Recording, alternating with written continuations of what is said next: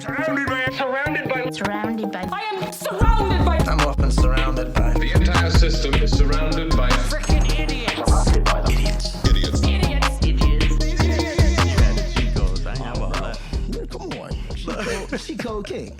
That's just. First off, I wanted to start this podcast a little differently. Let's do it. Because I wanted to say I'm very proud of this man. Because the first time we ever met was actually right here. Oh, man. Screen time on low, but this nigga made it work, boy. Yes, sir.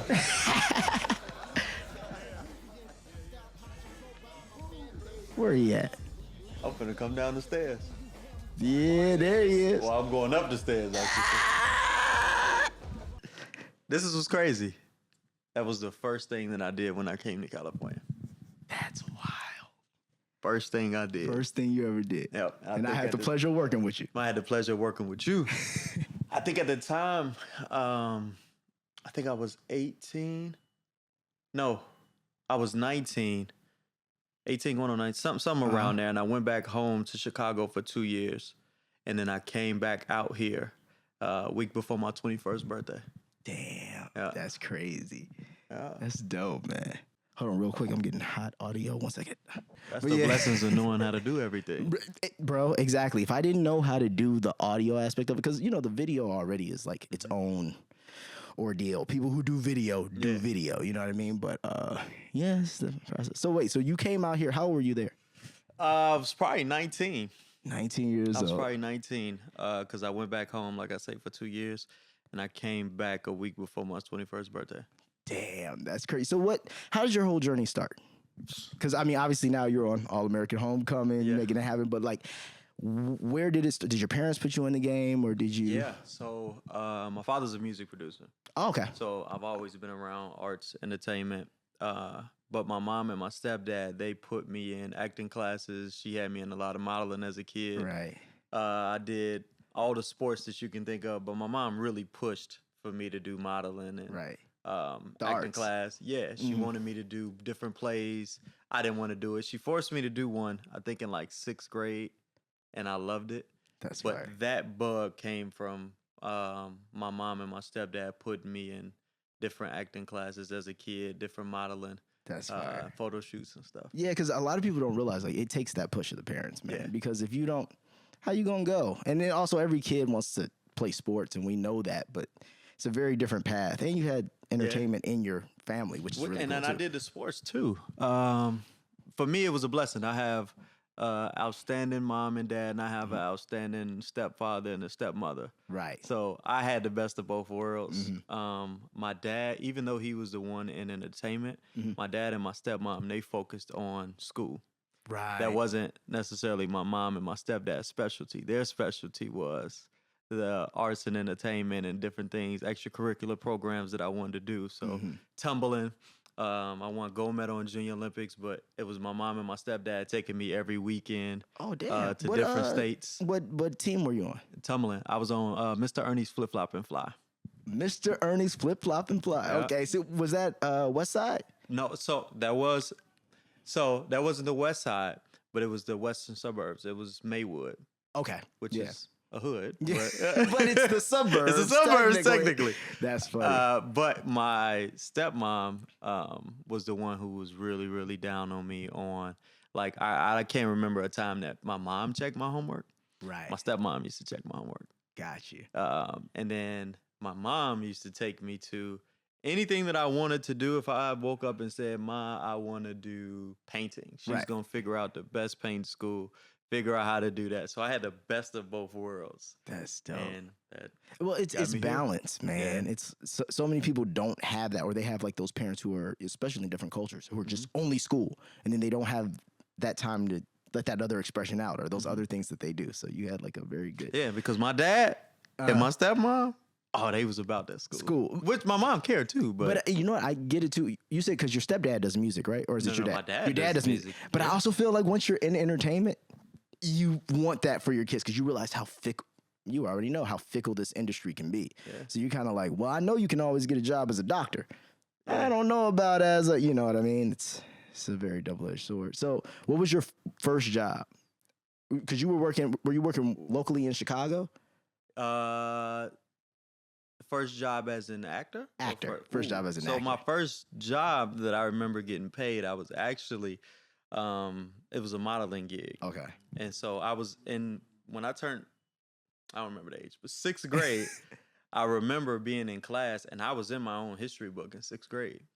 So my mom got me set up with different agents and different things like that. So I booked a photo shoot for a company that made history books and that made books. I know that was different. Oh, I was the man. Oh, I know you was just like, I was the man. Page 26. I couldn't wait till we got to the chapter where they all. That was probably the only time I paid attention. That's hilarious. It was a good topic, right? It wasn't like slavery happened. No, it was definitely not that topic. I'm out. I'm out. I don't want to do this one. Why'd you sign me up for this, Mom? That's funny, but that's cool, man. And so then, did you ever do theater as well, or was it just straight advertising and commercials? And it was that at first. My mom really pushed for me to be. So the acting class that was originally going to get me into doing theater and all of that, it happened around, I think, 9. Okay. And I stayed in acting class for about a hot 2 weeks. But the girl that I liked, I always said the girl that I liked left the class. I was in Tumbling anyway. Mm-hmm. And the girl that I liked left the class. And I'm like, Mom, I don't want to be all these weird actors. I didn't tell her that the girl that I liked left. Yeah. I was just like, Mom, I don't think it's for me. Ain't it. So she said, all right, no problem. Go back to Tumbling. So I went back to Tumbling. But it was because she left. I hope you see this. I don't know how you look. I don't know where you at. She mad I just she want left you now. to know that you are the reason that I left class. That's hilarious. And you're like, what, 9, 10? Yeah, 9, 10. So you knew early. I knew. This is going to be my kryptonite. That's funny, bro. Yeah. Man. So when you left, once you got out of acting class, you went back to tumbling, and then you went from tumbling to, what is it, other sports? I went to tumbling, to baseball, baseball to basketball, basketball to track to football. Whoa. Okay, so you've really played it. Now I don't feel so bad, because when we be at the gym, I'll be like, man, how's this nigga getting so much stronger than me? Yeah. But no, you are kind of hey, listen, I'm trying to get there. I'm trying to get there, but no, you on some born athlete shit. Okay, this makes a lot more sense. Yeah. Which one was your I'll put the mic a little closer. Oh, my bad, brother. You good. Which one would you say was your passion? Like Tumbling. the sport that so tumbling was Tumbling, hands down. I was the man. Really? I was out for blood. Every time I was out for blood. So when you're doing tumbling, for myself and people listening, what are we talking about? Like as far as like backflips. Okay. Oh, I did a front flip one time, and I remember I bust my lip. I'm like, I'm out. This ain't even got to be a part of my program.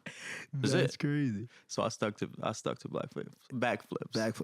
Damn, that's great. I have a fun backflip story. I used to do round-offs, and I don't know if you know, but I did The Lion King when it was at the Catholic Palace in Chicago, which I did with Jeffrey. That's my all-time favorite movie, by the way. Oh, really? My top 3, I'm going Lion King, Pursuit of Happiness, and I'm going Men of Honor. Oh, man, those are my 3 Men of Honor's a damn good top movie. movies. Hey, Cookie. That's 3 top movies. Yeah, it's a great movie. Yeah. But so yeah, I did The Lion King with Jeffrey Meyer. So that's the homie. Yeah. Oh, yeah. I know. Yeah. And so one of the other kids, his name was Alex Bass, and he could do backflips. And the competitive nature of me, I'm like, I'm only in here doing round-offs. Yeah. I want to learn how to do backflips. So one of the dancers in the show decides to teach me. I'm going to teach you during lunch how to do backflips in the lobby of the Catholic Palace.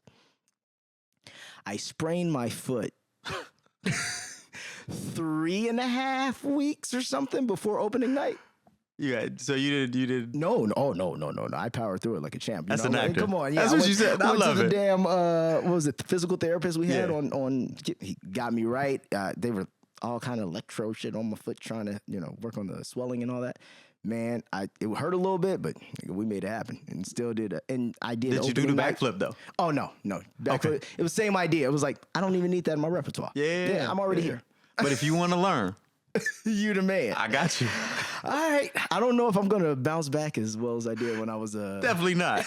But we could at least accomplish doing the backflip. That's funny. So you're doing the competitions. Do they work just really like you do like the flips and it's like who sticks it the best kind Yeah, of? so everybody go out, and let's just say for this particular competition that you're on, each person is in a different division, different thing. Okay. So we may have 6 backflips and then 1 tuck. So everybody got to do it, and they're gonna judge you based off that. Okay, So got you. that was what I was doing, but I was the man. When I say I was the man, I had it in my mind that nobody was gonna beat me. And I was a little cocky little kid Oh, I about believe tumbling it. too. I believe it. So we won. Well, I won 3rd in state. Oh shit. And then I remember it was a little kid. He was on my team, and he laughed at me because I made 3rd in state. He made 2nd, so he laughed at me, and I said, "All right, cool." Next competition, we had a little small competition in between, but then we had nationals. And nationals, then we were going to Junior Olympics. Oh, I won 1st in nationals. He didn't make he didn't make Junior Olympics. So then it got to the point where I competed against myself for Junior Olympics. They didn't have a kid in my division, Right. at my age, and that little the thing that I was doing. I competed against myself. So no matter what I did, I was winning the gold medal. Oh, I hope you see this too. You had no business. I don't even listen. I don't know his name. I don't know what this kid looks like anymore. It was just a principle. He laughed at me because I got 3rd place. I was playing around. I was having fun. Thank you for the motivation. Thank you. That's all you got to tell me. Thank you for the motivation. Because I was playing with you, but now I was really playing. That's Yeah, funny. for sure. I had to get that. That's funny. So now that's a good I had to get story. it. But see, I feel like that kind of that wherewithal, you can't buy that. No, That's it's just competitive edge. It's competitive. It's all love. Like yeah. But you can't. Yeah, you can't buy that. Some people just don't have that. Like they don't. They're just like, okay, well, it is what it is. But like, nah, like that's. I had to win. I was not okay. Thank God for him for laughing at me because he won 2nd, I won 3rd. Because I was having fun with it. I was just like, which I still had fun when I won. Winning is Winning's a hell of a lot of fun. Sometimes the journey to it don't be fun, but it's hard work that went into it. So- I thank God for him. At what age did you look at tumbling and then you make that real pivot to like, nah, I think I'm gonna go into entertainment? All right, so listen. You my man, yeah. You already Because know. it is. This is the first time that I've ever said this on camera. really? So you my man. I'm gonna have to. The day I remember when I let go tumbling is I was about to start learning how to do a double back flip, and my coach, his name was Mr. Andy. To this day, I love Mr. Andy. All of them are great. Mr. Ernie, everybody in there was amazing. Mr. Andy was really like my coach that really taught me everything. Right. But I remember the tumbling competition, and I won 1st place in that as well. And the suits that we wore at the time were shorts. Okay. Well, the next division up wore the little tights, the onesies. Oh. You understand where I'm going with this? So this around the age where stuff starts working Yeah. and you understand what I'm saying. So I remember one competition, I'm like, I don't want it to work at the wrong time. And I'm sitting there Up with there, a like onesie. ready to do your backflip and just, yeah, that might. I said, yeah, I'm out. Yeah, I'm out. I'm out. But I left on a good note because I remember one time we were about to do a showcase. Okay. And there was an older guy in class. I think his name is Andrew. Andrew, you're going to see this. His name is Andrew. And Andrew was cold. Right. Andrew had a brother too. And I'm talking about them two. Cold. Hands down, cold. Right. And I had a good friend in my class. His name was Zachary. So Zachary was doing it as well. But Andrew...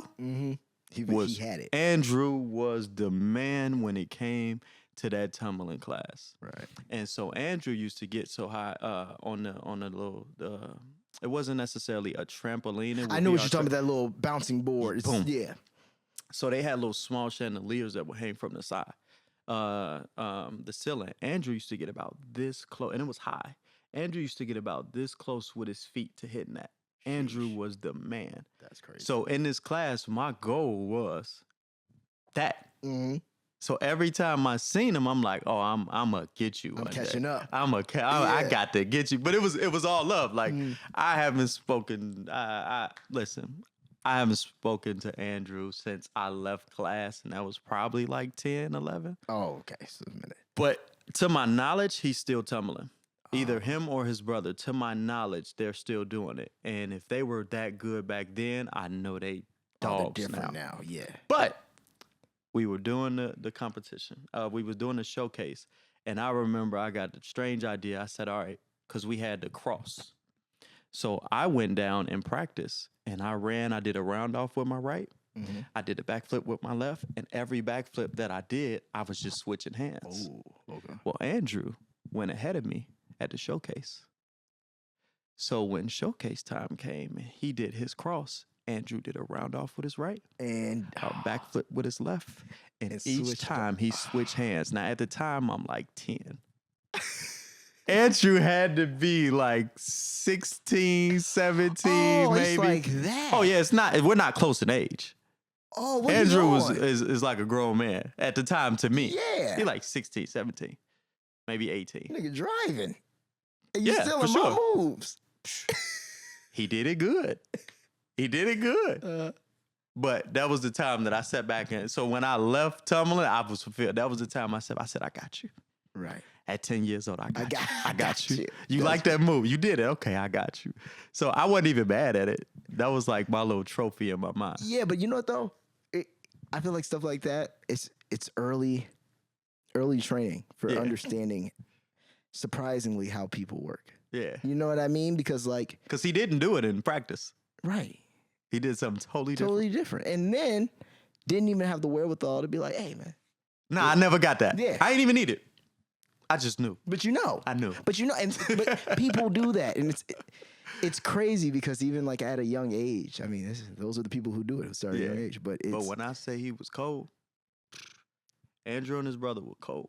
that's crazy. Cold. Because I remember the tumbling team in Chicago that was huge was the Jesse White. Jesse White. Jesse White They tumblers. wanted me too. And I believe it because I used to perform at a lot of the Bud Billiken every year, a lot of the Jesse White luncheons and all that kind of stuff, and he would always have the tumblers. And I had some friends from my school who were on the tumbling team, so I would always see those guys, and they were damn good. They were on a different level though. Yeah. They did stuff that I wasn't necessarily trained to do.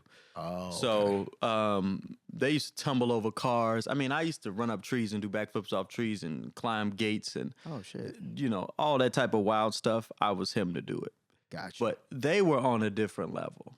They would flip over each other, flip Right. over cars.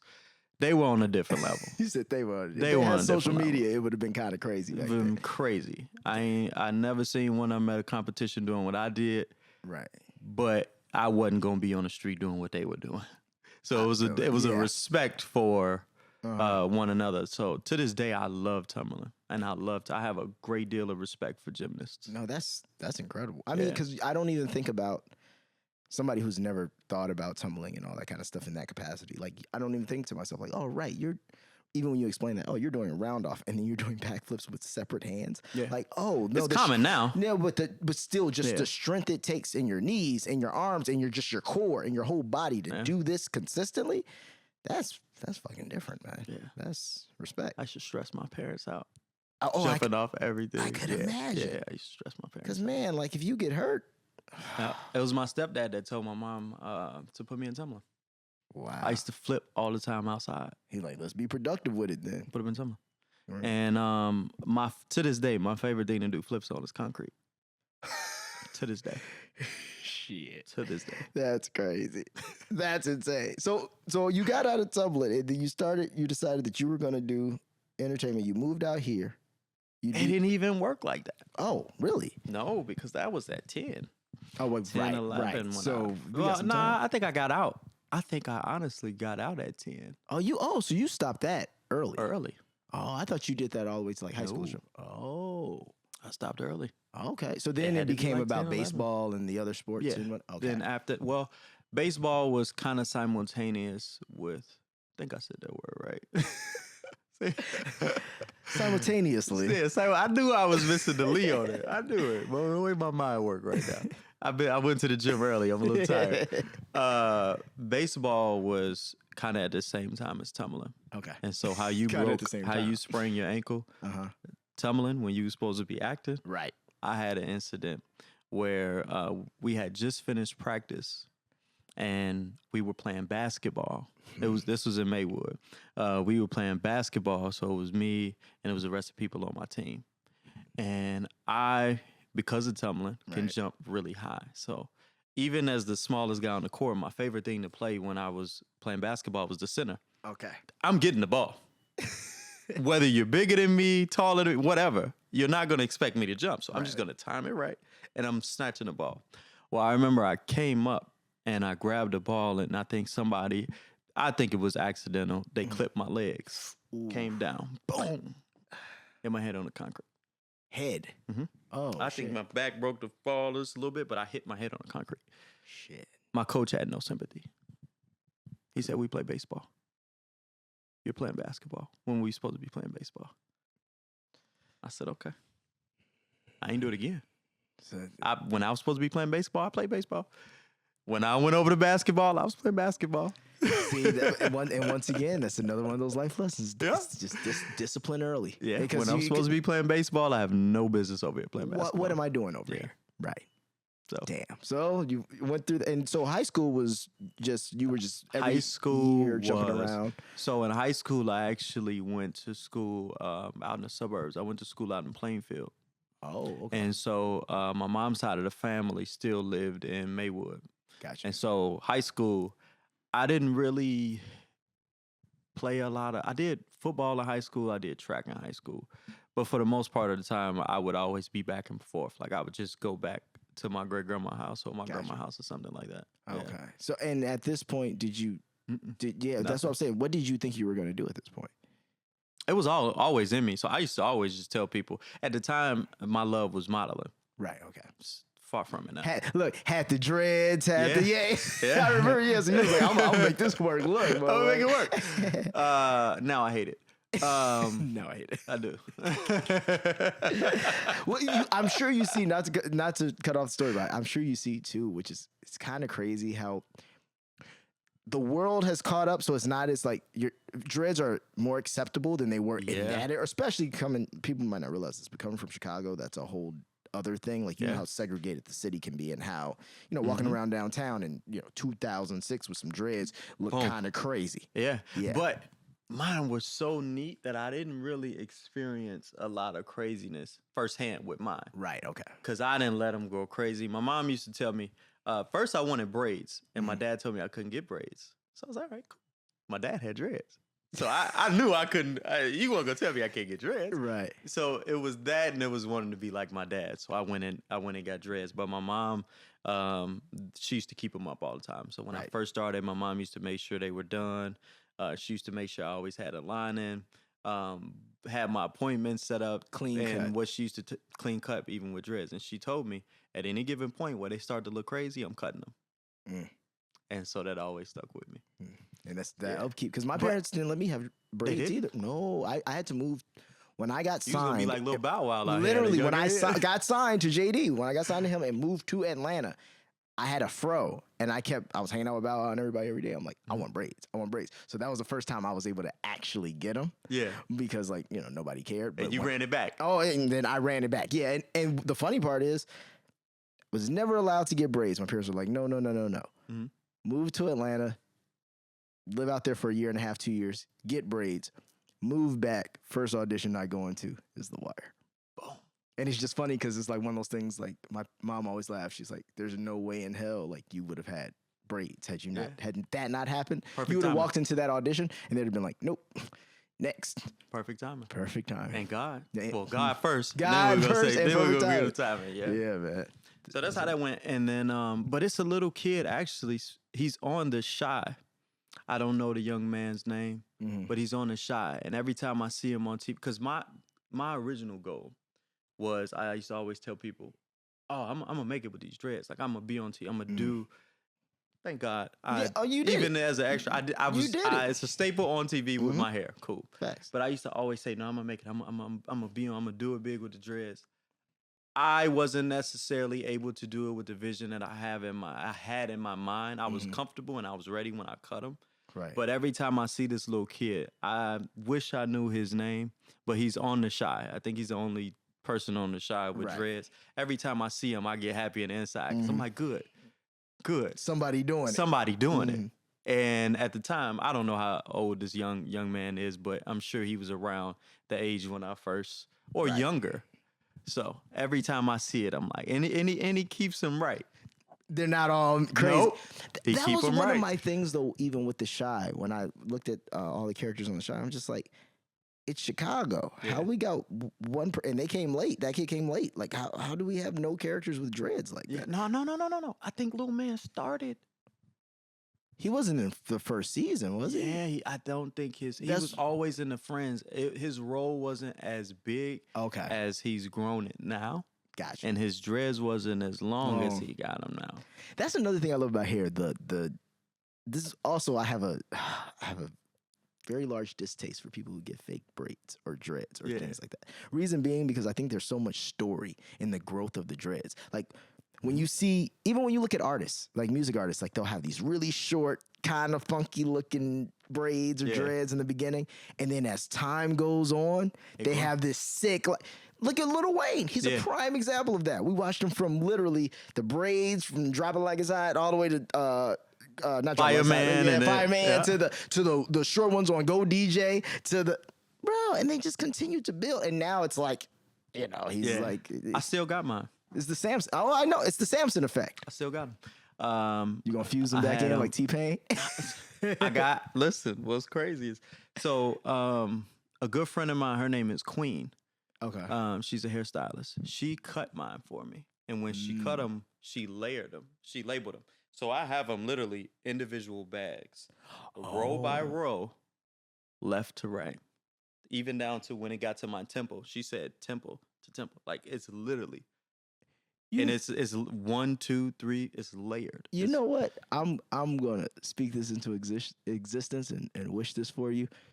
You're gonna fuck around and get a role where you're gonna be able to reattach them. It's gonna be huge. So I'm glad you said that, because my goal one day is to play my dad in a movie.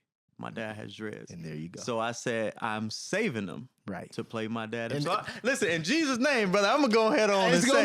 No, it's going to make sense because that's one of the it's only right. It's only supposed to happen. And that would be one of the coolest things ever. Plus, you get your own dreads and not one of those terrible wigs that they love to put niggas in movies. Yeah, I'm saving them because I want to play my dad in the movie. That's dope, and man. After that, I'll put them in a frame or something. Yeah, exactly. These the dreads I won. Are the dreads that I won the Oscar with. Yeah, these right here. You know, the first nigga with dreads to win an Oscar. That's a whole lot. Listen, I'm gonna put them right in the frame, right above the Oscars happening. Oh man, is this gonna be in the same room as your Paul Pierce jerseys? You know what? By the way, that was sick as hell. It was. That was sick as hell. Shout out to Paul Pierce. Thank you. Shout out, man. And Kalani, too. Kalani is my trainer. So Kalani, I've been spending a lot of time with Kalani getting my body right. Kalani has been really pushing me. Yeah, he's opening the doors a lot for stuff like that as well. To even ask Paul, hey, P, sign and this it's for cool me. Too, because even when you see guys like at the gym like that, just so people know, at our gym, you got Paul Pierce, you got like Matt Barnes, you got all these kind of guys. But it's so cool. I got one coming from Matt too. Nice, but it's dope because like these guys are.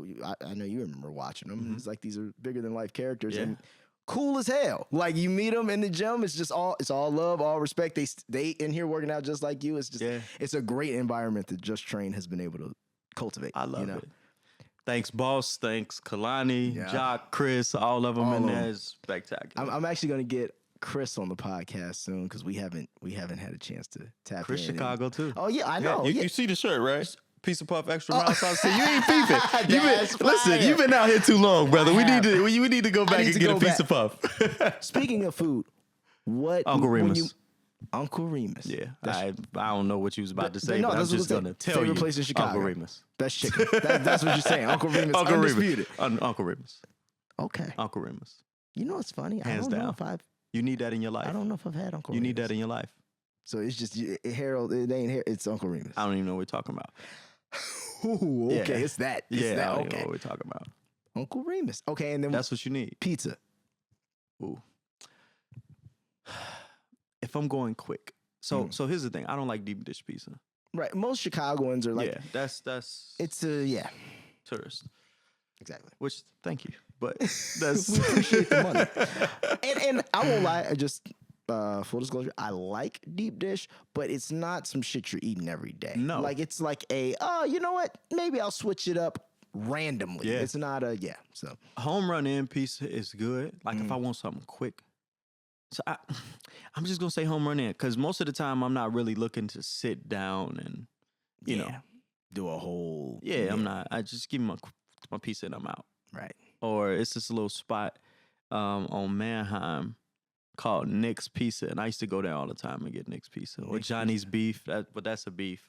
See, you need to come on my side of town. See, yeah. I don't know what y'all got over there. Y'all got Baba's. I think y'all got a Baba's fish over and there. lemonade. We So got Baba's good. JJ's. Y'all. Everybody got a JJ's. yeah. Sharks. The Sharks. Yeah. So it's the Sharks and the Sharkies. You just got to make sure you're going to the right one. That's very true. You got to make sure. sure. Yeah, You know, our Sharkies lemon is- pepper is different back home than a lemon pepper here. Oh, and out here, yeah, for I sure. don't know what y'all using out here in California. It tastes like out here. It tastes like too salty. Yeah, it's back not- home it got a little, it's Yeah. something extra in there. It's even. I mean, because I wasn't mad at when the Heralds first opened. Yeah, I was here. sore. What you didn't? You was going or you didn't like? That's really against my religion. what eating Heralds in Chicago. Just eating Harold's in general. It's really against Oh, my so religion. you're completely like, Yeah, it's against my religion. you've given up. Yeah. Can't even do that. You're not still playing the game of, well, the best one is the one over on 87. You know how like Harold's everybody knows in Chicago. You got to know which one to go to. Yeah, he said no. Every Uncle Remus tastes the same. Okay. So When I tell people about Uncle Remus, I just be like, yeah. Just go to Uncle Remus. You can go to the one on Madison and Central. You can go to the one in Broadview.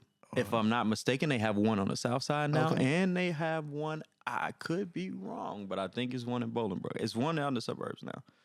I could be wrong, but I think it's one out in the suburbs. okay. If you go get a piece of chicken, just try one piece of chicken from every single one of them. They're going to taste the same. I don't want to have this debate with And people then- from and then, Harold's. They like, no, if you go to the one behind See, that's what I mean. the college, it's the going one to with taste the like truck. this. Boom. No, bro. Every McDonald's going to taste the same. Okay, now what kind of sauce is Uncle Remus doing? Mild sauce. Oh, so they're doing mild sauce? Right. Okay. We just do it right. we just do it right. He's already bought stock in this. This is I haven't, but let's talk. Uncle Remus in Los Angeles. It might be time. Might be time. If they do it, I would love to collaborate and do it with them. No, But that Uncle was Remus. Uncle Remus. Okay. Yeah. I almost brought you some sauce too. Some mild sauce? Yeah, I almost brought you What some Uncle changed your Remus mild mind? sauce. I looked at it. I'm gonna be honest with you. I looked at it and I was like, I could really use this.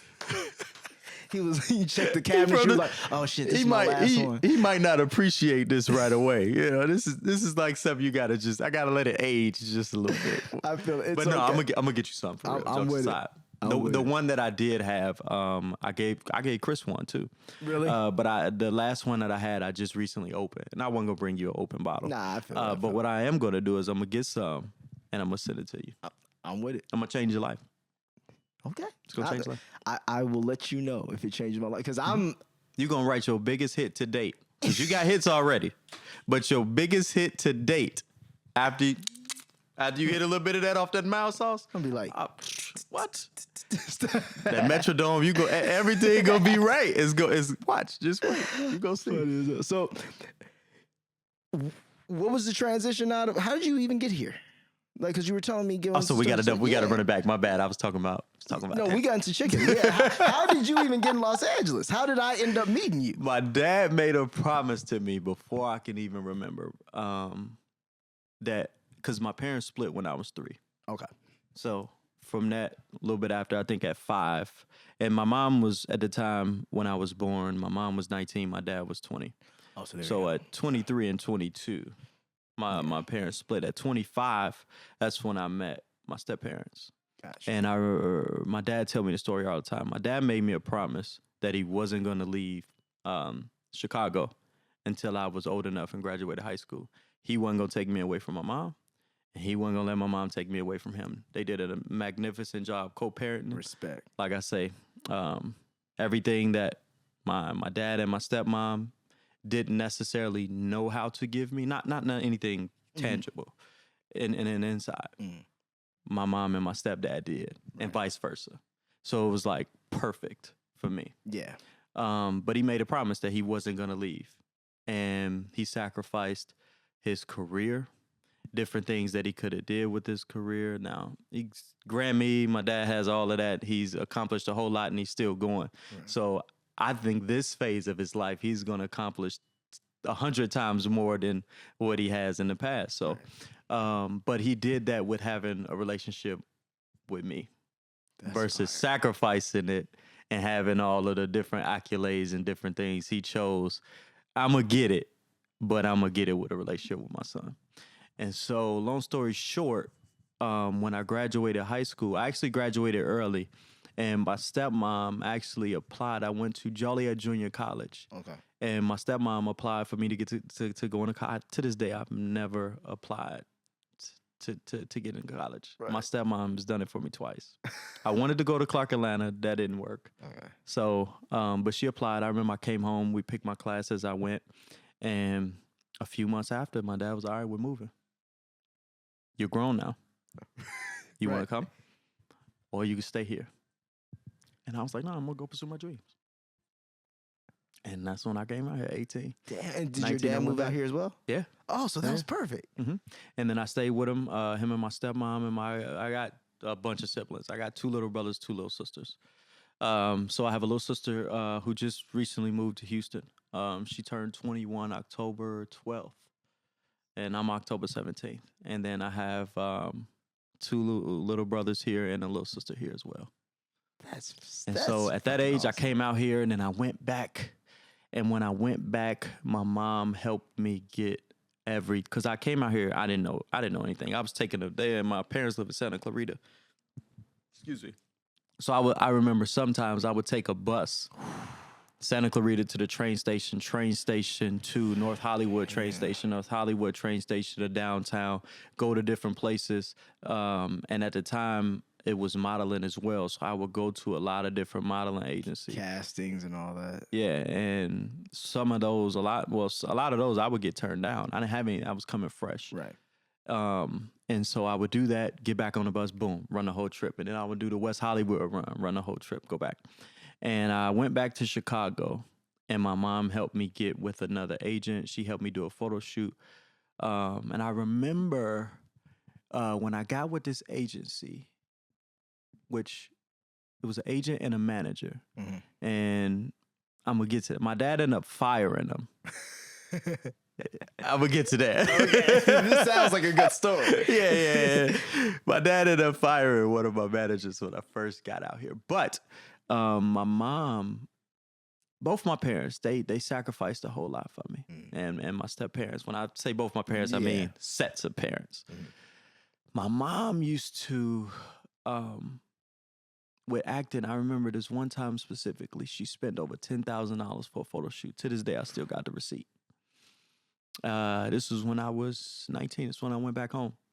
And I still have the receipt, and I keep it with me and all of my acting stuff. Mm-hmm. But she spent a little bit over $10,000. My mom at the time wasn't making a lot of money, so this was like a huge sacrifice for her and my stepdad. I got with this management company, which was charging, and as we know, one of those, yeah. And they would fluff it inside of like acting classes, but it wasn't acting classes. It was literally like set up a camera like this and say the lines, and we would just literally no coaching involved, just say the lines. Right. And my mom would pay buku money. My stepdad would pay buku money, and I came out here again at 21, a week before my 21st birthday, just to find out that all of the agencies here was like, yeah, these ain't gonna work. Yeah, it's cute, real cute. We, glad you got something, but this ain't gonna work. Wow. Mm-hmm. And then I had one casting director tell me her quote unquote words was, I was too attractive to book, and I wasn't gonna book, and if I did, it would be very, very hard for me to have a successful career because I was too attractive. I hated it. like it. It's funny when people who are in these positions also are sitting here. Because she said I look like a model. I said, I'm going to show you. That same thought process came back. I'm gonna show you. God got plans. I'm going to show you. Thanks for that, because I needed to want it a little bit more. God got plans. Yeah. That's funny. Whoever, if they're still giving horrible words like that, focus on your craft. Because to this day, that bothers me. Yeah. And that was one of the reasons, amongst many other things, why I stopped modeling. I developed a level of, not now, I got over it. I still don't like it. I won't do it. I'll do brand deals and things like that. But I went through a phase where I developed a level of hate for the modeling industry and modeling. Right. Because of different things like that. I was like, I ain't getting respect for what I want to do. All right. Yeah. And it's funny because a lot of people, I think it's what people don't realize, first off, and all these reps and all these people who are on the other side of the fence, first off, me and Chris were talking about this, but people need to understand that most of them work in fucking cubicles, right? Like most of them aren't responsible for breaking any huge talent. They think they know what they're talking about, and maybe some of them do in their one little sector, but most of them are not playing in multiple sectors or actually doing enough research on the people that they're talking to even make these claims. And that was that's when I came out here the second time. So when I came out here most of the time people ask me how long I've been here. I say 10 years. Right. Because I just track it back to the second time around. That was the first time around. I don't even include the struggles that came with in the story. Second time around. That's second crazy. time around, I've been here for 10 years. But after all of that, we'll go back. I decided that I was coming out here. I went back for a few years, and my mom just helped me come together with all of my stuff. And I came out here with a manager, and I was up for a role. I had chemistry tested. I had done everything, and they wanted to book me. And my manager at the time, not my managers now, managers at the time wanted more money. And they didn't allow me to let my attorney read my contract. I did it anyway, of course. Yeah, smart man. I let my dad read it. And he was, all right, today, soon as I got my contract, he was like, sign it and send it back over. Whoa.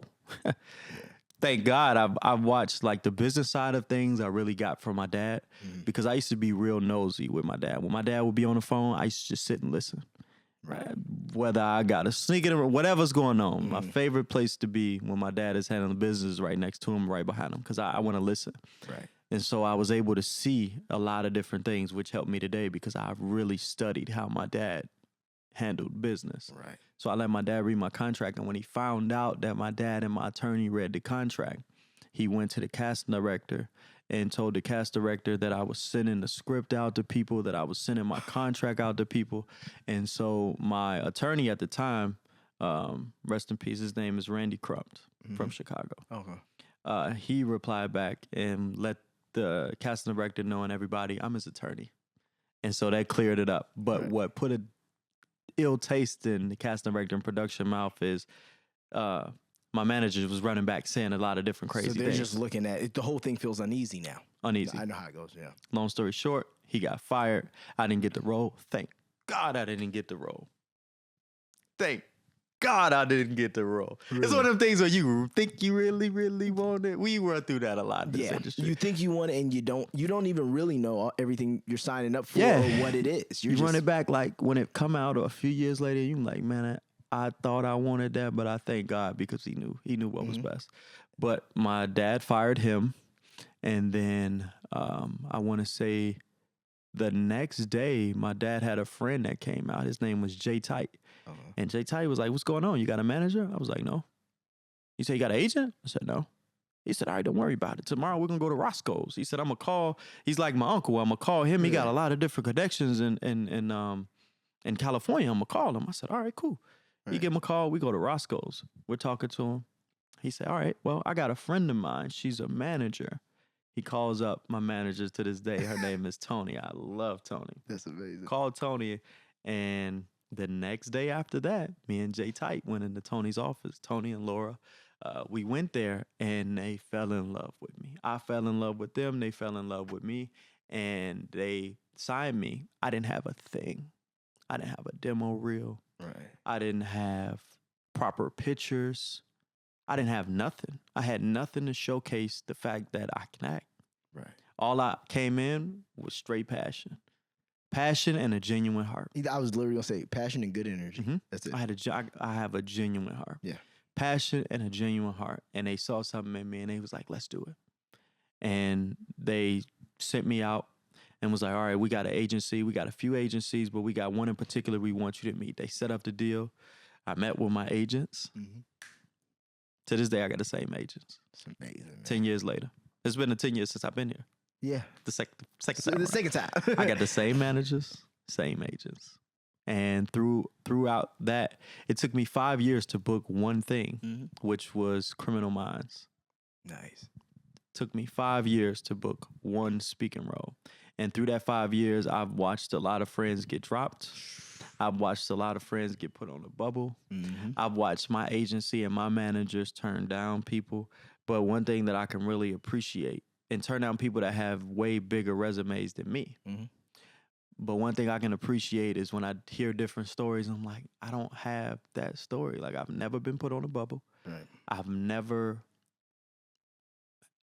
been put in a situation where I wasn't being motivated by my reps, my team, even when I had my dreads. They was Right. like, yeah, it'll be a little harder, but if this what you want, we're going to fight for it. See. So when it was time for me to cut it, they was like, are you doing this for you? Are you sure? I was like, I'm doing it for Right. me. All right, then let's cut them. See, those are some fucking reps, man. Yep. That's respect. I have a great team of people. I am not doing this by myself. I'm gonna be honest with you. I'm very much on the other end. Okay. Very much on the other end. I'm the person I've gone through multiple managers. Mhm. I've gone through a couple agencies. And You about to come up on your best ones. man. I'm telling you I right hope now. that- Well, you hey, put about it to out come there. up on your best ones. I hope so. And 'cause you're going to it's- win all the awards. You're going to get your biggest movies to date. You're going to get your biggest roles to date. You about to come up on it. Watch. Appreciate it, man. And you're not going to have to reach out to them. They're going to reach out No, to you. and that's really, I think my biggest problem has always been I do so many things, as you know, and once again, going back to the cubicle mindset of a lot of reps and a lot of like, they don't connect dots. Like, you think of it this way. I've been with agencies that like, they don't even have social media teams, right? Because they weren't on the forefront of those things. You know what I mean? They don't connect the dots past, oh, well, we got a call for an audition. So, here we go. That's about it, you know? And I've seen how, same thing though. It does exactly what the other thing did for you. For me, it goes, okay, cool. Yeah. Even better. So you know what that means when I get brand deals in XYZ? I ain't got to tell y'all. Mhm. It means when I'm doing XYZ over here, I ain't got to tell y'all either. And I can build this on my own and then, you know. But the best ones are coming. Exactly. They're going to reach out to you. Oh, yeah. Because and you know what? And I'm going to do the work so that it makes sense for them too. Yep. It's that simple, bro. They're going to reach out to you. After this, they're going to reach out. I promise you. Get to, bing! Yep. My The nigga same way you said I was going to retouch my dreads, Mhm. I didn't tell you that was my goal. You spoke it, which that Facts. was my goal. I'm telling you right now, they're going to reach out to you. They're going to reach out to you. And it's going to be a breath of fresh air. And you're going to know it too. Yeah, and I think it's the same thing. This has allowed me to understand and build and know what things I need to do to build my career. Mhm. Because that's another thing, being in this, because you know I've done this shit for 20. My man been in years. SAG since 96. Yeah. Did I get that date right? Yeah, no, you got it My right. man been in SAG since 96. Since 96. That Yeah. is a hard thing to do. 5 years old, man. So the fact that you've been able to do that, Yeah. and another thing that I have to give you credit for, and I have to just and say that I am proud of you because you've been able to do it and still keep a sound mind. Thank you, man. And I've watched a lot of people, like the best thing that my parents could have let me do, which they did, was let me be a kid. Yeah. And so the fact that I can look at you and I can say, my man's been in SAG since he was 5. Right. And you've been able to do it. You've stayed out of trouble.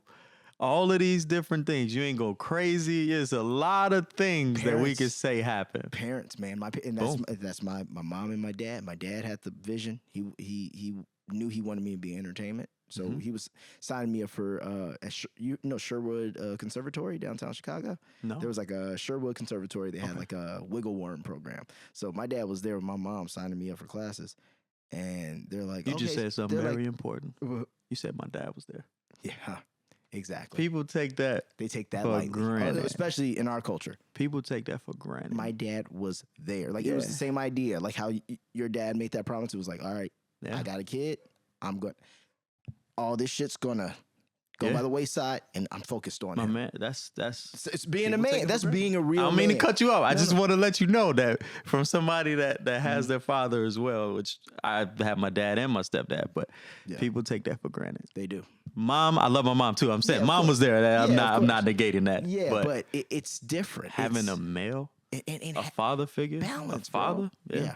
Because most people don't realize, like, there's a reason why you can't just have a kid on your own, right? Mm-hmm. I mean, regardless of what you want to say, that is, there's a piece of balance that comes with that. You know, you need both sides. It is necessary. Yeah. Even when people just have their father and their mother goes, that leaves a different kind of hole in a child. You know what I mean? Because I And feel vice like my versa. mom couldn't do what my dad did, No. and my dad couldn't do what my mom does. what my mom did. No. And does to this day. That both were all very close, but and taking the time to get in sync. But my dad literally went there. He'll sign me up for lessons. They're like, hey, so how old's your son? My mom's standing next to him pregnant. They're like, oh, he's not out yet. We usually wait till they come out, sir. My dad was that gung-ho. Like, he's like, we doing this. This is the Yeah. plan. And so went from that. Then finally, when I came out, then they started putting me in music lessons. Came up, I think my mom thought of the name, but they came up with the name Maestro. That was the whole premise of, and literally, bro, I wouldn't have been able to do it. They didn't let me move to, I had my own TV show, obviously, when I was like 7, 8 years old on UPN, but they didn't let me move to LA. I went to school Monday through Thursday at, McDade class. It's on the south side. It's called McDade Classical School. It's on like 88th and Indiana, south side. But my dad went to Manly. I know where Manly's at. I literally went for first grade, for all of, what grade was it? I want to say, first grade, all of first grade, Monday through Thursday. I'd be in school Thursday night, fly out here, first class. Friday, do a table read. Saturday, a run through. Sunday, we'd film because on weekends. So that's double time for everybody. Yeah. Literally, and then Sunday night, fly back, be in school on the south side of Chicago on Monday, like it never happened. Did that for 13 weeks. That is a blessing. And that's what, but I'm gonna say it's a blessing because it's a blessing because my parents were also like, we not moving them out here and just gonna also like, my parents have careers, like other difference. This wasn't a money grab for them, like it was really, we're going to invest in our kid and we're going to figure out how he can have something sustainable that he can do when he gets older instead of just waiting until he figures it out, and it kept me out of trouble. It did so many things that at the time, like you said, I didn't want to practice piano. I didn't want to blow. I missed sock hops because I had fucking shows when I was like performing for like Western Union and all these brands. But a community. Exactly. It created understanding, also accountability of when you do something and you have shows and you have things to go do, you don't just not do them. Yeah. And two, it taught me, I've been in rehearsals since I was a kid. I've been in classes since I was a kid. So once I got older, and even when I've had to pivot or make different changes in my career or in my life, it's that's same base is there. And it's like, oh, okay, none of this shit is easy. I know that.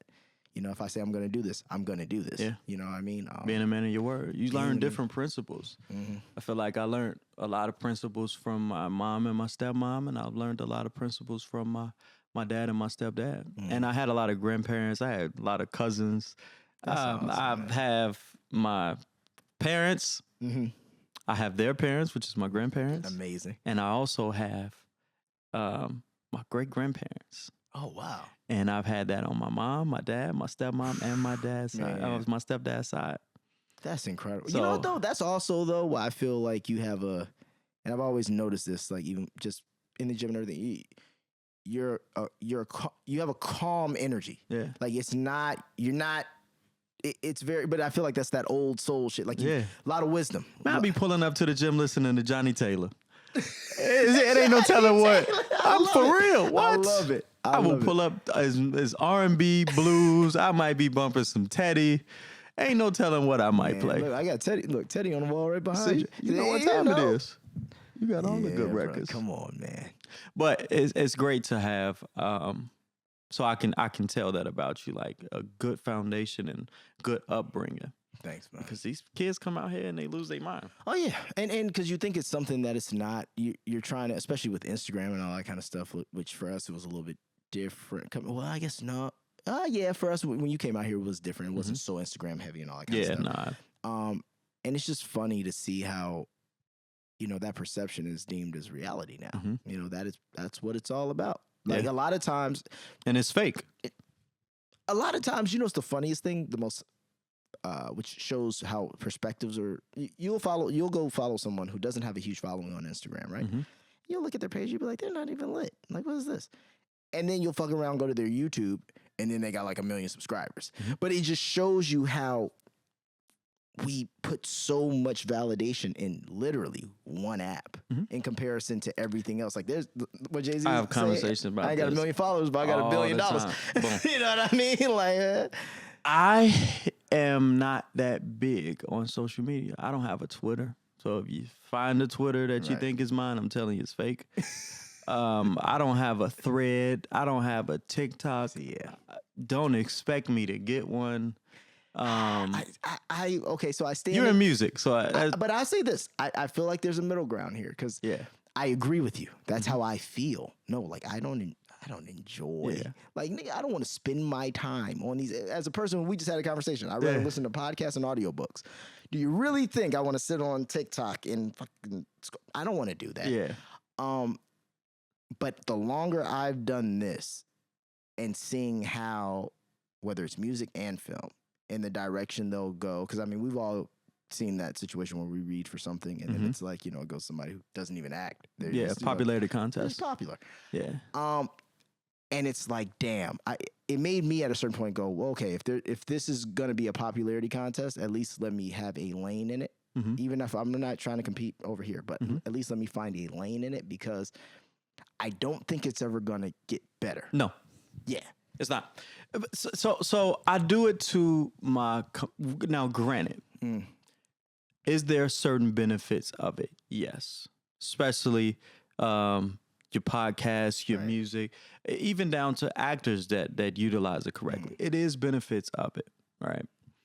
For me, if I post a picture, it's because I wanted to, and I haven't been able to get over the fact of, just like you said, making it a job. Like at today at 3 p.m. I gotta do this. So I gotta. Right.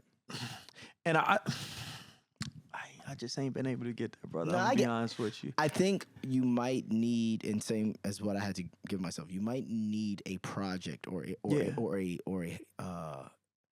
something that is like, oh, I think this is cool. Now with that, I'm all for it. So like eventually I love Cause.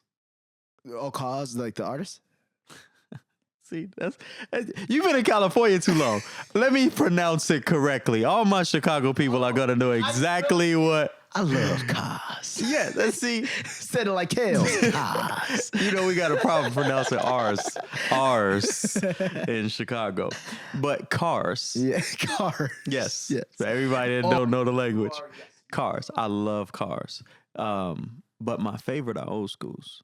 So eventually I want to do brand deals with like maybe an old school car lot or old school showroom. Like I want to do brand deals and different things like that. So sports cars, everything. Fitness, I'm really getting into that. Thank you, Kalani. Constantly pushing me every day. But certain things like that. And then when the projects that I'm on and that I'll do, I have no problem, obviously, being able to boom. But that's where I find my little piece at. But like sitting up on a Thursday thinking about, I got to come up with a picture that I can post on a Friday. I'm not doing that. Yeah, I get that. But that's why I say, I think when you have a project, like you said, if you were to create a minute car show thing, I have no problem going on and be like, and boom, that's my point. Because you'd get the content, chop it up, and then just be like, oh, I just post this over the course of days. But I think it's a lot harder because I run into the same issue. Like I had to give myself something to post. Yeah. You know what I mean? Even while I do this, like this gives me content to post, opposed to it's exactly. And it's opposed to thinking of something that's gonna come out corny. It's like, nah, I want to do it with intent. And intent. And also it's like I don't want to sit. This is the problem with our brains. I don't want to sit there and watch somebody who's not actually doing anything on live. Yeah. I don't. That does not interest me in the slightest. But it interests a lot of people, and that's why I feel like with people like our mindset, people with our mindset, they must have something that they deem of value that they are excited to post. Because if not, and I'm excited about those things. Like I'm doing a deal with a car company. See, I think I said it right that time. A car company. Car company. But my all-time favorite car is a 1972 Chevy Chevelle. Oh. And I'm doing a deal with the company where they're gonna, whatever condition I buy it in, they're gonna redo the whole entire car for me. Oh, and that's content. So you know what? Even if it's just having somebody, when you do that. Yeah, no. We're gonna record the whole thing. Because that's sick. We're doing a deal with each other, so they're doing it for me. Right. Okay. Cool. Yeah. You know what I'm saying? Yeah. Oh, that's gonna be sick. Yeah. So, and that's my all-time favorite car. And then I have another. I have an old school Chevy truck, in New Orleans that I'm getting done right now. My grandfather left behind to me years ago. Nice. So I'm in the process of rebuilding and fixing that one up. And then after that, I want to get. Probably like a 65, 66 or 67, somewhere around there, Mustang Fastback, and I want to do a 6'4" Impala. Oh, okay. So wait, how many cars do you have now? 1, 2, 3, just 3. Okay. Just 3. Just 3. Yeah, I have more. Oh, how many, what's the most you've had at one time? 1, 2, 3, 4, 5, 4, 5. Okay, Like so you're also like you're getting under the hood and fixing these as well? No. No. Including my granddad's truck. So 1, 2, 3. So 3, 4. 4. Okay. 4. 4. Yeah. No. But thank God for my dad and my granddad because I'm very hands-on. Right. So even down to like my house, me and my dad just recently built my entertainment wall. That's fire. Entertainment. So I'll show you pictures of it. But stuff like that, I have fun. So my dad taught me, if you be like, you could literally tell me, hey, bro, I want to take these lights and let's put these lights in the wall and let's move the electrical socket to the other side of the room. Oh, and you know how to do that. I got you. You know what's funny? My dad's an electrician and a plumber as well. Boom. My man. That's what all the time. Like even when he comes out here, he's like, we should change these to dimmers. Yeah. I'm like, Dad, I don't own this place. He's like, no, but we could just move the. We'll put it back. We'll put it back. It's all right. But my dad used to say something. So my dad used to say, every man needs some tools. So if you come up, I got my all dad type of sends tools. me first thing when I get a place, send me a whole tool bag. I was like, you need some tools. You need some tools. So my dad, he's a musician. So it'd be times he's on the road, different things. He's a producer. So it'd be times he's on the road. But my dad used to say, and he used to say it jokingly, but I know he was serious. I'm not about to have a man in my house fixing nothing while I'm out on the road. I know how to fix it. And then and my dad never really had a lot of help. So when he got into real estate, my dad, he was like my goal. My dad bought his first house at 26. I think 26. 26, okay. I think my dad bought his first place at 26. He bought a 2-flat in Oak Park. So we left the West Side. We left K-Town. And my dad's goal, and my dad, the process of doing that. So I watched my dad go from, true story, when we were staying in K-Town. So I experienced 2 different livings growing up. So my mom's side of the family was one living. They were middle class. They were all right. A lot of them was in Maywood. Gotcha. My dad's side was in K-Town, the West Side. And my dad, when I would go over there, we didn't have heat in the wintertime. We didn't have AC in the summertime. And my dad had, and I'll show you a picture of it too. I'll send you a picture. You can put the little picture up. Yeah, right I'm going to do that. send it to you, please. And when you see the picture, if you look close, you'll see a picture of my baby picture in there. All my dad had was a small room, a couch that was smaller than this. And the reason why I say smaller than this, because my dad's legs used to hang off the couch. It was black. I believe it was black. I could get the color wrong. It was all ripped up. We had a little cover over it. And it was just a room with, just like this, his little keyboard. And where that little game is right there, where it say Maestro. Yeah. It's a playing card. Oh, yeah, that's from 2K. This man is a legend. This man is a legend. I'm like, that looks like You're like the Maestro. maestro. Wait, is that a black guy? So right there, you'll see a little photo of me. But I say that because my dad used to not sleep at night certain nights because he used to stay up swatting roaches off my face. That's how down bad I've seen my dad. Obviously, I was a kid. No, but that's man. So I watched my dad off his hands, off his music, off the blessing of God, and just being determined. As I said, a lot of the business and the determination and the fire, I have to credit my dad for that. The seed in order to go for it and know the specific things to do. Obviously, I'm gonna credit my mom for that. But that fire that I'm like, even when I was in Tumbling, I'm like, oh, I got that. That lion that came from my dad because I watched my dad go from there. And he was the only person in the family that's ever done music. And I watched him go from there and have me at a young age and buy a house at 26. I was 6 years old. And I watched him buy a 2-flat in Oak Park coming from K-Town. And he did it all with music. He did it from his dreams. I ain't never seen my dad sell no drugs. I ain't never seen my dad get arrested. I've never seen none of that. None of that. And then knew how to flip the money once he got it to bigger and better things. Boom. And could work on his own shit. Boom. And then he put his whole family in it. I had my grandparents in there, I had my uncle in there. And then at the basement we had the studio. And so it would be buku big artists that would come in and, and record. But I watched them do it. And I remember I was like, man, I gotta buy a house for 26. 26. I gotta buy it. I didn't.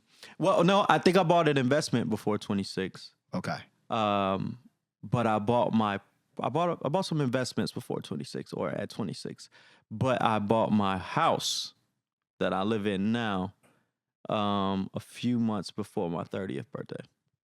So I was like, Still, man. I didn't get him. Hey, but he said the blueprint. Look, and not only He said the that, you blueprint. bought a house in California. Yeah. Which is at a very different time, too, when we already know it ain't the respect, bro. We don't have a lot of black homeowners, you know. And then also, I just want you to harp on, too, just for the simple fact, like, how important it is in this game to have other investments and be doing other things. Because I think that's one thing a lot of people overlook. And they don't, especially in young African Americans, like we're generally not taught these things. Once again, single parent households, you don't get these things, but it's like, it's incredible for you to have that father who could give you the blueprint and you could watch the blueprint of how to level up and go bigger and better and better and better, you know? Yep. I got to credit that to a lot of people. Like I say, I am not self-made, brother. I'll be sitting here lying if I told you was. I am a combination of a lot of people. I'm just the forefront product. Like this. There's a lot of people that went into making this. Including the show. Let me turn it this way. Yeah. But it's a lot of people that went into making that. This is just the product. Right. All the people that's behind it is the reason why it's here. And that's how I look at myself. I'm a combination of a lot of people that poured into me, a lot of people that love me, that pray for me. You know, I'm still living off great grandma's prayers and everything, you know. Same here, bro. Yeah. So it's a lot of people that is the reason why I'm here. And so even down to that, I'm going to put his whole name out here, Carl Powell. Carl Powell. But he showed me hand in hand, step by step, how to invest. I remember in 2020, I was in escrow. I was going to buy me a townhouse in 2020 up in Santa Clarita. Okay. Last minute, I pulled out of escrow and I called him. And I was like, hey. And before then, I was going through some struggles. But he was the first. He showed me, all right, step by step. I'm gonna show you how to stack your money and get money over here. And then once you get that, boom. So my main goal, what I used to always, and he lives in San Diego, so every week I would be down in San Diego 3-4 days a week. Gotcha. Come back, handle my business, leave. Come back, handle my business, leave. I would always be at his house. He would just show me, go to the office and everything.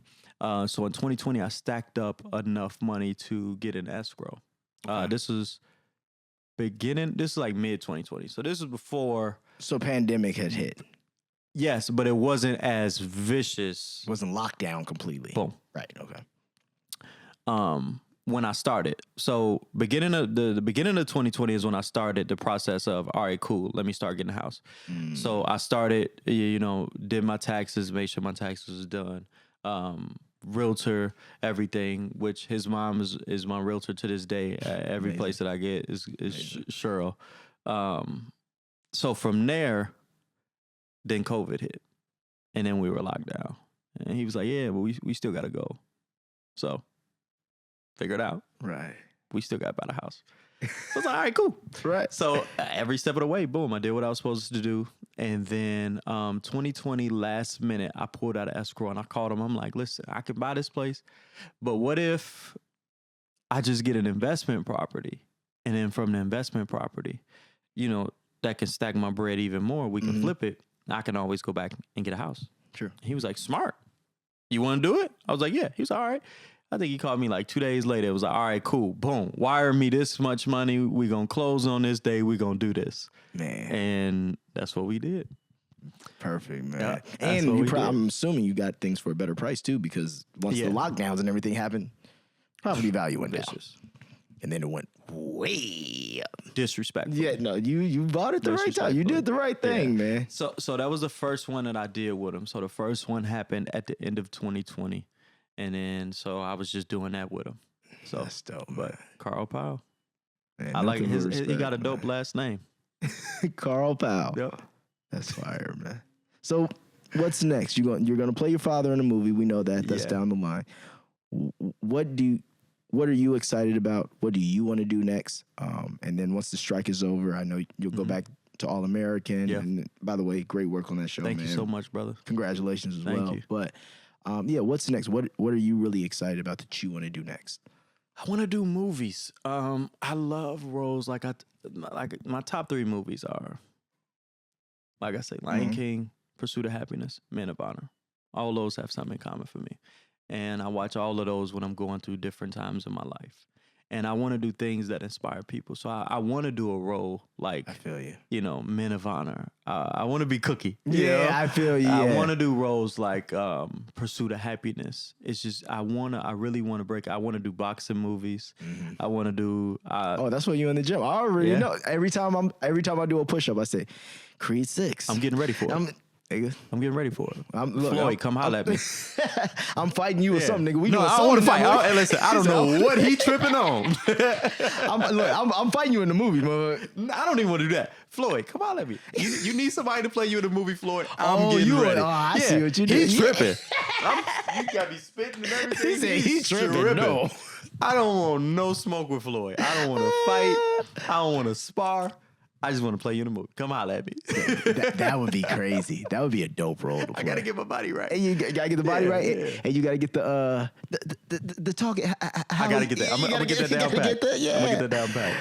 Put some diamonds. I'm gonna get it right. But I'm gonna give you a funny story about Floyd. It was BET Awards 2016, I think 2016. I went out. Thank you, Mom. I didn't have money like that. So my mom made sure I had money to go and buy something nice. And a friend of mine, her name is Bree. Bree was like, hey, you want to come to the BET Awards? I didn't know what a seat filler at the time was. Bree was like, all right, seat filler. I'm going to the BET Awards. I got there. And I have a problem with like how certain people are treated. And this is for like extras. I don't like sometimes how background is treated. Like on my show, they're treated good. Yeah. In my viewpoint. But I know we have a great group of people. I've seen it. Yeah. We have a great group of people. And I feel like we get treated with respect. But I've watched. They herd them like cattle sometimes. Yeah, I've watched and I've experienced firsthand from back when I used to do background how sometimes background can be treated. And that was the same experience that I got at the time when I was doing a seat filler. So I was like, nah, this ain't gonna work. I'm finna get a ticket. So I hit up a guy that I knew, and he worked at the BET Awards. I'm like, yo, by chance, can you meet me? Yeah. I'm extra ticket. Because I'm not dealing with this. I'm not doing this. And he was like, yeah. So they wouldn't allow me to go use the restroom. This was before the show. They was herding everybody together. I'm like, yo, I got to use the bathroom. They was like, we're doing line by line, row by row, so you have to wait. I'm like, this ain't work. Because he was meeting me outside, and he was like, yo, I got to be here, so just make sure you, right here at this specific time. So I said, all right, I'll get up. Hey, you can't go anywhere. All right. Grown ass man, dog. I'm out the door. Dude, full on sprint, right? Full on sprint. So by the time he got to me, he had already passed me the ticket. I was taking off the wristband by the time I went through the door. I turned around. He grabbed my shoulder. Now, I didn't pike up because I had to. Ooh, checkmate. I know you ready. Like, I know you. I ain't even do that. Checkmate. I turned around. I said, "Is there a problem, sir?" He said, "You just ran out." I said, "I have a ticket. What are you talking about?" I'm so sorry. I think I have the wrong. I don't know what your problem is, sir. But for your safety, I mean, I'm nice, but you just might You snatch shouldn't the do wrong that to somebody else. I just really want to look out for you, brother. But no, I have a ticket. You have a good day. So from there, I texted people I was with. I was like, yo, I'm about to get on the red carpet. Y'all coming? And they were scared. It wasn't Bree. It was somebody else. I don't remember her name, but it was somebody that was with Bree, but she was scared. And I was like, all right. You said, I'm not. Cool. So I went outside. I tried to get to the red carpet spot. And when I walked up, they was like, yo, you know, basically, no, your ticket doesn't cover this. So I was like, all right, that's one person.